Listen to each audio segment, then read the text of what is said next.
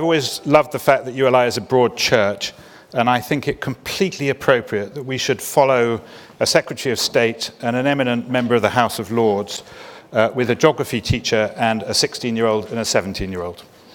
As Andrea said, I'm a governing trustee of ULI at the global level. I'm also the immediate past chair of ULI UK. But talking about UrbanPlan to you today is the project that I'm absolutely enthralled by. So to help me, I've got Rob Wilson on the left. I've got Manal Ahmed and Amina Memon, who are students at Westminster Academy, and they're going to share their experience of it as well. As we said, it's a schools programme, and I'm pleased to report that over 3,000 students have now taken part in it in the UK. We've been in schools in and around London, over to Cardiff, Birmingham, Newcastle, and all the way up to Edinburgh and Glasgow. And one of the things I should say at this stage is that this wouldn't be possible without the most fantastic support from the property industry. So I'd like to take this opportunity to thank our funders.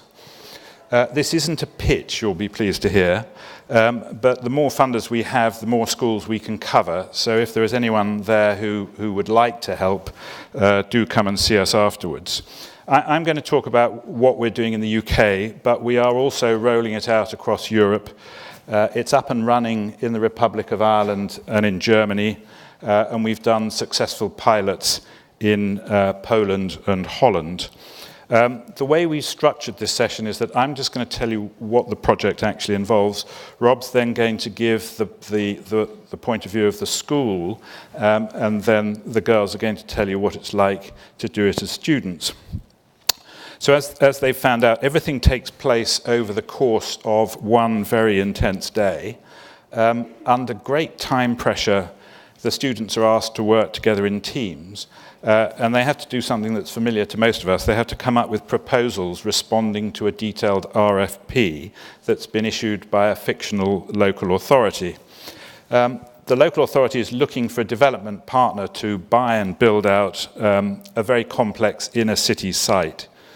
In order to be able to respond to it, the teams have to get to grips with huge volumes of material, different formats, paper, physical models, software. And they have to put together a scheme that enables them to offer a winning price for the land, as well as satisfying requirements like 35% affordable housing, certain design criteria, and they have to maintain financial discipline so that they generate a sufficient return for their investors. Along the way, they find that there are quite a lot of local pressure groups. So they have to decide on what suggestions they can accommodate from a long and conflicting list of demands. So it's a very big intellectual day. They have to spend a lot of time on it. And then last, but by no means least, they actually have to stand up in teams and they have to pitch their scheme to the local authority. It's difficult stuff. The students are not people with backgrounds in the real estate industry, so we help them out. We have professional facilitators who run the day, and also property industry volunteers. And in the UK, we've trained over 400 volunteers from all parts of the industry, and typically 3 or 4 of them will attend on the day. Over the course of the day, the volunteers are nice and friendly and cuddly, and they help the teams think about their schemes and think through the issues that they may want to include. But at the end, they're not quite so cuddly because the volunteers become the local authority, so they're receiving the pitch and asking the normal probing questions you get in that situation. At the end of the day, the volunteers get to choose a winner. Fabulously exciting moment. We give some feedback on why we chose the scheme and how we thought the other schemes could have done a bit better. And the winners from each school are then invited to attend an annual celebration which the Mayor of London hosts in that wonderful building opposite Tower of London. So the schools get the opportunity to send their teams, meet a few more people, hear a bit more about the industry, and also look round the wonderful building. So that's what it is that we're talking about. And I'm now going to ask Rob just to say a few words about how it looks from the school's point of view. Yes, absolutely. So thank you, Simon. Thank you to UCL. It's a fantastic opportunity and a really good project. So as you said, we're from Westminster Academy. It's a very local school. It's Royal Oak, or very near Royal Oak. We're very proud of that school. One thing that makes it such an effective school and such an excellent school is the students, and hopefully you'll hear from those in a minute. We're also very fortunate to be in a fantastic school building. It's won awards, and you can see the impact that a building of such quality has on education. Now, one of the things that got me involved in this project is as I said, I'm a geography teacher, and it really fits in with what we're trying to achieve in the geography curriculum now. Building in ideas of sustainability and the impact of the urban form on lifestyles and quality of life. So some of us here are geographers, and these two girls are actually enterprise students as well. So yeah, it really fits in with what we're trying to achieve, and I urge you to support it. In terms of just wider links with schools, it's great to have projects like this into schools. Our school, Westminster Academy, serves quite a deprived and very, very diverse community. And one of the things we're trying to increase all the time is students' cultural capital, so that they can go on and be industry leaders and be very, very confident in their future careers. And when communities such as yours and leaders come into school, that helps us build that. I mean, this project in particular helped, and you'll hear in a minute, develop leadership skills, huge amounts of enterprise skills in terms of accountancy and looking at numbers, teamwork. They were looking at project management, all sorts of things that we'll need our young people to do in the future.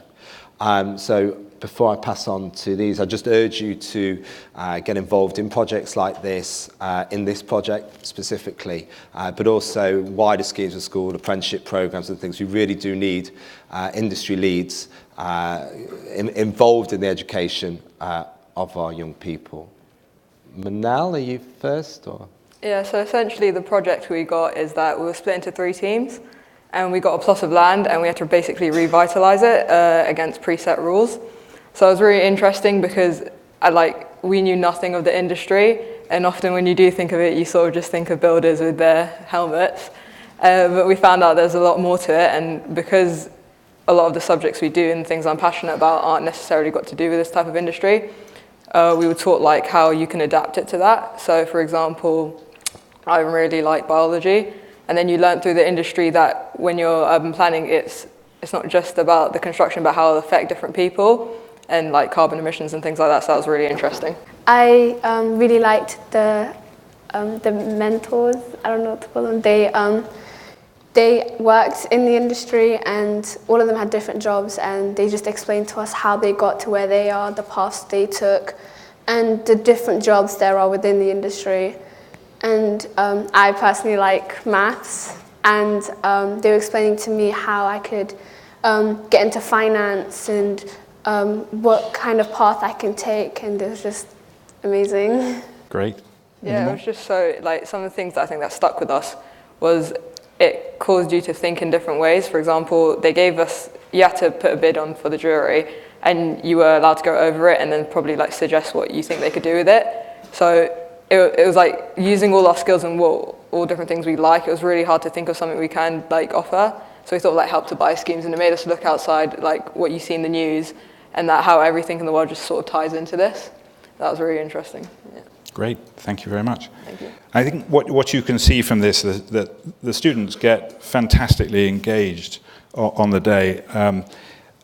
There are several things that I think they will get out of it, whether or not they know it's happening. Overwhelmingly, it's a sense of the pressures that are affecting their own community. So I think when you walk along the street, the chance to think, oh, I wonder why that building's turned up, and maybe a bit of a better understanding about that. And as we hear from some of them had not really thought about real estate as a career, didn't know where that would be. That's a great byproduct if we can achieve it, although the citizenship side of the project is the bit that we're most engaged with. And one of the things which was actually trailed in the previous session, which I think comes up in a way that isn't labelled, it's not signalled, but the art of compromise becomes a very important part of getting your scheme through. And I think we all know that's an undervalued art these days. We do have some data, and we take a formal questionnaire from every school every time we go. We get 100% approval ratings from the schools and the volunteers, but we also asked for marks from the students themselves, which is quite a brave thing. As you'll know, anyone who actually knows a 16, 17-year-old will know they're not always very easy to please. And we get 96% approval rating from the students, which I think is just astonishing. We're really keen to continue helping the students after we've worked with them on the day. And this year in the UK, we're running a pilot for something which we're quite excited about, which is an online mentoring arrangement. We're partnering with a charity that has built a platform which is safeguarded, which is one of the things that was most important to us. They're going to set up a separate account for UrbanPlan so that we can provide property industry mentors for people who want to take it further. We'll learn a lot from the pilot, but I hope we'll be reporting some good news.